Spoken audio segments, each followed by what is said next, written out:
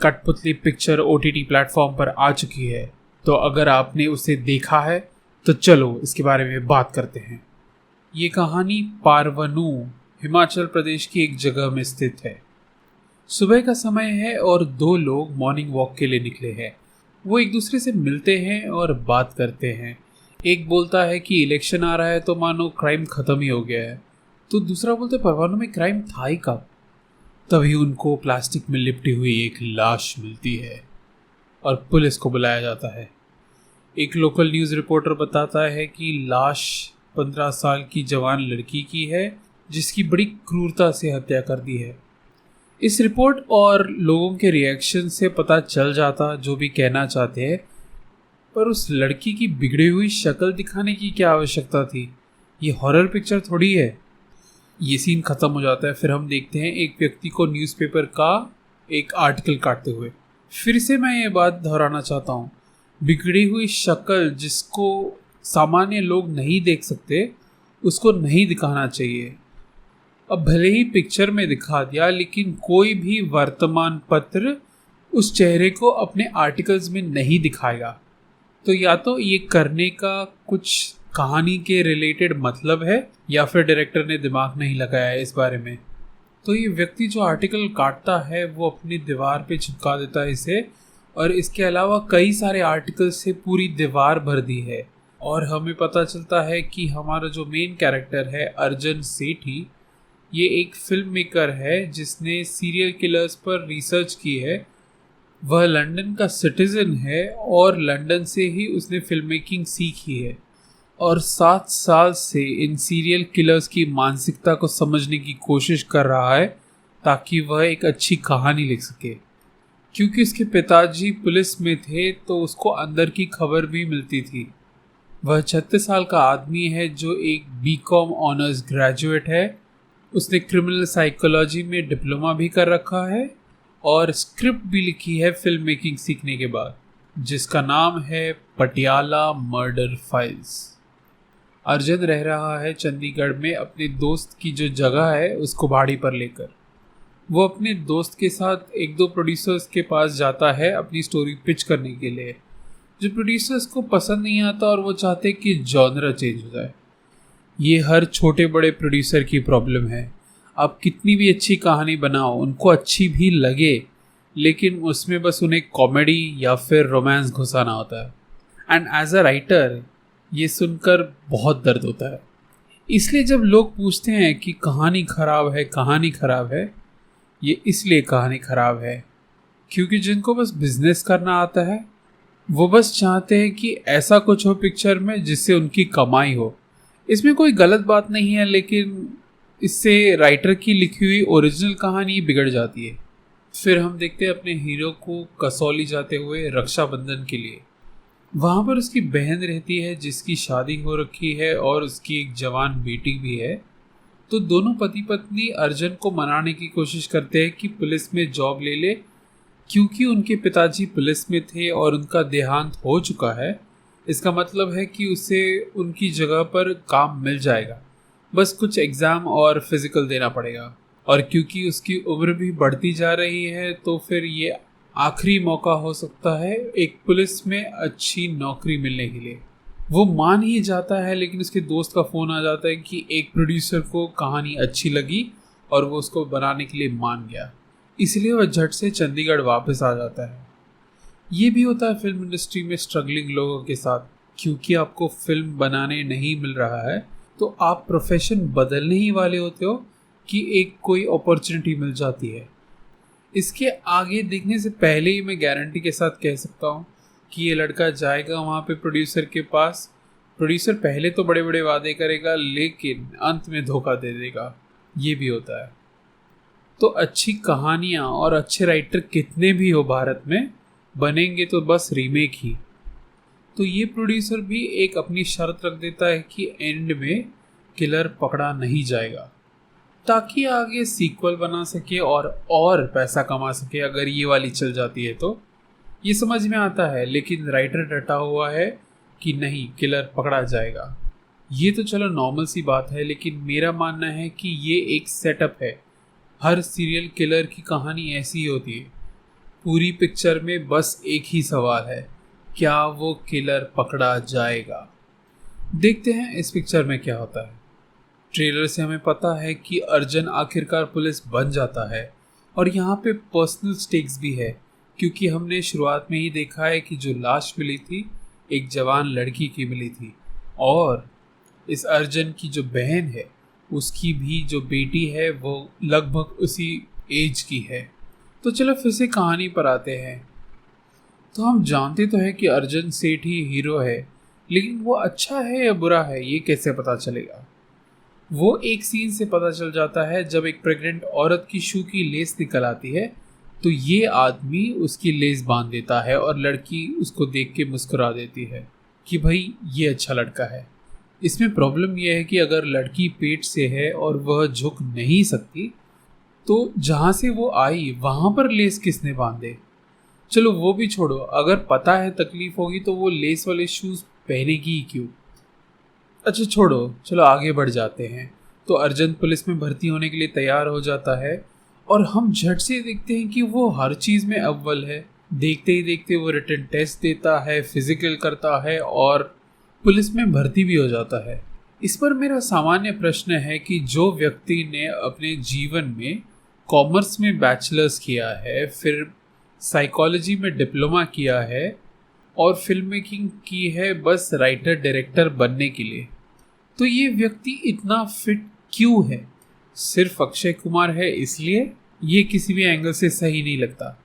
छोड़ो, कहानी में आगे बढ़ते हैं। तो अर्जुन सेठी को सब इंस्पेक्टर की पोस्ट मिल जाती है। जब अर्जुन पुलिस बन जाता है तब वह अपना जो क्राइम थ्रिलर का रिसर्च है वो समेटने आ जाता है चंडीगढ़। अब तक जो मैंने कहा है, कठपुतली की हर चीज़ खराब नहीं है। जिस घर में अर्जुन रहता है चंडीगढ़ में, वहाँ पर एक वृद्ध व्यक्ति है जिसको अल्जाइमर यानी कि भूलने की बीमारी है। वे हर सवेरे भूल जाते हैं कि उनकी पत्नी की मृत्यु हो गई है और वह मेरी पत्नी कहाँ है ये पूछने के लिए अर्जुन के पास आ जाते हैं। जब अर्जुन उन्हें बताता है कि आपकी पत्नी को गुजरे 4 साल हो गए हैं, तब उनके चेहरे पर एक मुस्कुराहट आ जाती है, जिससे पता चलता है कि शायद जिस औरत से उनकी शादी हुई थी वो इतनी अच्छी पत्नी नहीं थी। इस वृद्ध व्यक्ति की कहानी मुझे बड़ी इंटरेस्टिंग लगी और अगर किसी को अच्छी कहानी लिखनी है तो इस टॉपिक पर लिखनी चाहिए। इसमें थोड़ा कॉमेडी भी होगा, रोमांस भी होगा और अगर अच्छी लिखी तो शायद ये पिक्चर सुपरहिट भी हो सकती है। पर ये कठपुतली की स्टोरी नहीं है। यहाँ पर उस वृद्ध व्यक्ति का बस एक ही काम है। जब अर्जुन बोलता है कि मेरे इतने सालों की मेहनत वेस्ट हो गई, तब उस वृद्ध व्यक्ति की आवाज़ आती है कि नो नॉलेज गोज वेस्ट। देखने में ये बहुत नकली सा लगता है क्योंकि ये जो आवाज़ है ये बाद में ऐड की गई है और उस वृद्ध व्यक्ति की बॉडी मूवमेंट इतनी नॉर्मल है कि ऐसा लगता ही नहीं है कि उन्होंने कुछ कहा है। शायद एक शॉट है जिसमें वो मुड़ के बताते हैं वही डायलॉग, लेकिन कुछ प्रोडक्शन में गड़बड़ की वजह से उसे कट कर दिया है और बस डबिंग में ऐड कर दिया है। ये होता है फिल्म प्रोडक्शन में, कोई बड़ी बात नहीं है। फिर अर्जुन वापस कसौली आ जाता है और हम देखते हैं कि वह गाड़ी में पुलिस स्टेशन जा रहे हैं। वह मतलब अर्जुन जो पुलिस की यूनिफॉर्म में है और उसकी बहन के पति वो भी पुलिस अफसर ही हैं। शायद इसीलिए अर्जुन को इतनी आसानी से नौकरी मिल जाती है।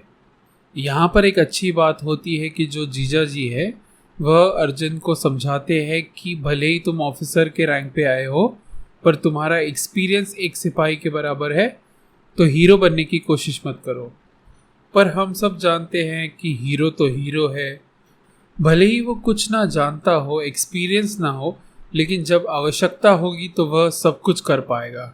जितनी आसानी से वह पुलिस अफसर बना है उतनी ही आसानी से वह किलर को भी पकड़ पाएगा जिसको कोई भी पुलिस अफसर दूसरा नहीं पकड़ पाया।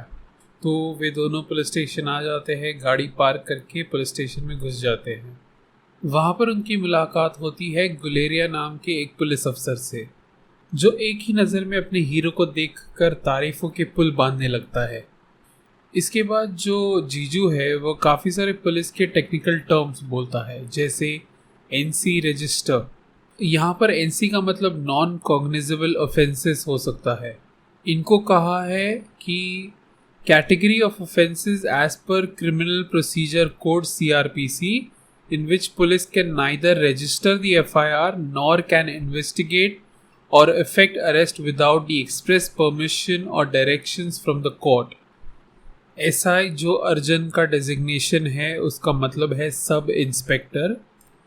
IPS मतलब इंडियन पुलिस सर्विस.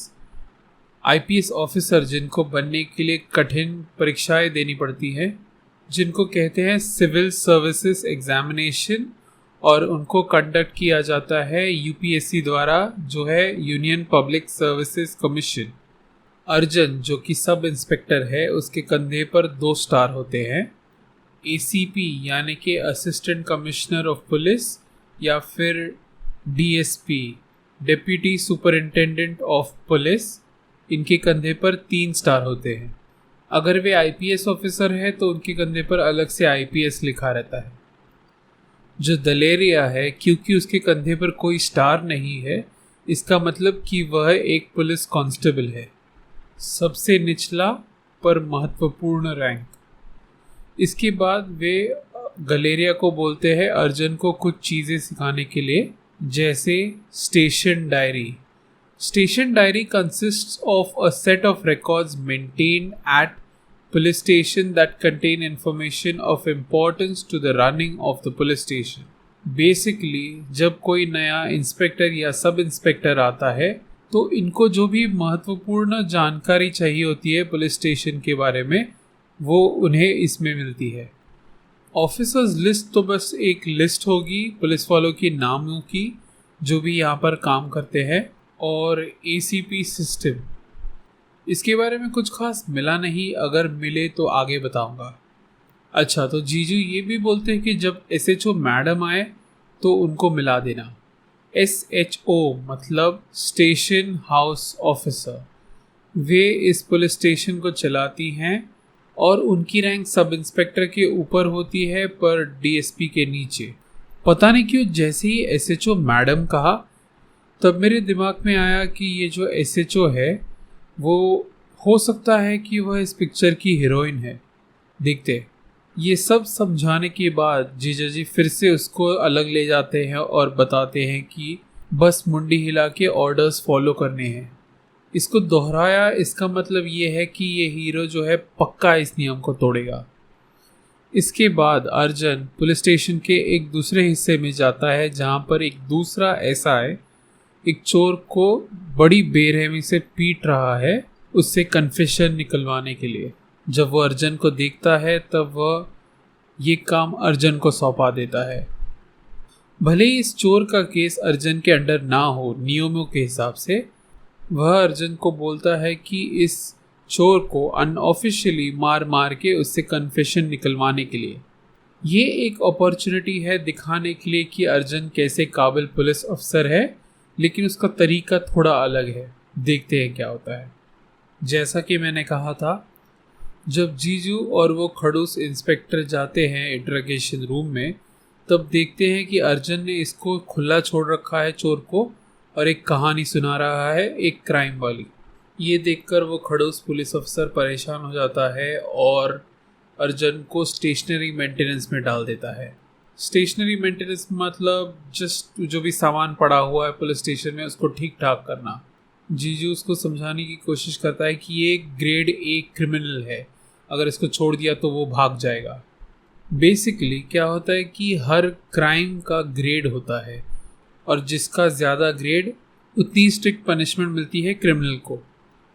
एक फिल्म का डायरेक्टर क्या होता है या फिर राइटर क्या होता है?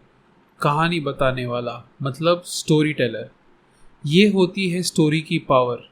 वैसे तो ये जो सीन है चोर के साथ थोड़ा कॉमेडी की तरह दिखाया है, लेकिन सच बात तो ये है कि स्टोरी में बहुत पावर होती है और जो क्यूरियोसिटी है ना, बड़े बड़े लोगों को फंसा के रखती है.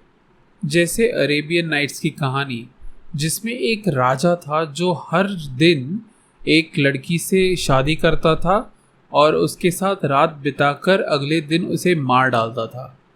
लेकिन उनमें से एक लड़की जिससे वो शादी कर लेता है, वह लड़की रात के समय उस राजा को एक कहानी सुनाती है. वो कहानी इस तरह सुनाती है ना कि सूर्योदय होने तक वो कहानी चलती है और बस अंत नहीं होती। तो राजा को उस कहानी का अंत जानना होता है, इसीलिए वह लड़की को जिंदा रखता है अगले रात तक। अगले रात को वह लड़की उसकी कहानी का अंत बताती है, लेकिन दूसरी कहानी शुरू कर देती है। फिर वही सूर्योदय तक कहानी चलती है और फिर इसका अंत नहीं होता है, तो राजा उसको जिंदा रखता है। वैसे ही अरेबियन नाइट्स की कहानियाँ लिखी गई हैं। इसे कहते हैं पावर ऑफ क्यूरियोसिटी। और ये जो सीन है चोर के साथ, वो भी वैसा ही कुछ है।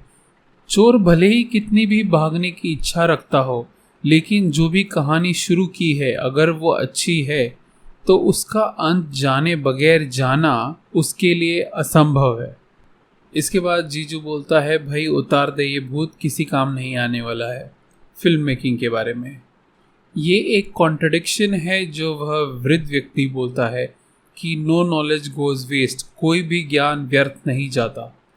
अक्सर ऐसा होता है हमारे जीवन में कि लोग हमें अलग अलग सुझाव देते हैं, अंत में हमें ही तय करना पड़ता है कि किसकी सुने और किसकी ना सुने, क्योंकि इसमें गलत कोई नहीं है। हर कोई जो जीवन जीता है वह अपने तरीके से जीता है और हर किसी का एक अलग दृष्टिकोण बन जाता है। तो जो सुझाव आपके जीवन में काम आया, ऐसा नहीं है कि वो मेरे भी काम आए। इसीलिए कहते हैं कि life is a series of trial and errors. आप कितना भी कोशिश कर लो, पर जीवन में हम गलतियां करेंगे, ये तो तय है। बस इन गलतियों से सीखना और फिर जीवन में आगे बढ़ना, ये हमारा काम है। इसी विचार पर ये वीडियो समाप्त करते हैं। ये थे इस पिक्चर के पहले 15 मिनट। कहानी की तो बस अभी शुरुआत हुई है। इसके अगले ही सीन में हम देखते हैं कि एक स्कूल की लड़की एक सुनसान रास्ते पर चल रही है और शायद घर जा रही है। तब एक अनजान व्यक्ति दूर से उसके ऊपर नज़र रखे हुए है। उसके साथ क्या होता है और कहानी कैसे बढ़ती है, ये हम अगले वीडियो में देखेंगे। तब तक के लिए धन्यवाद।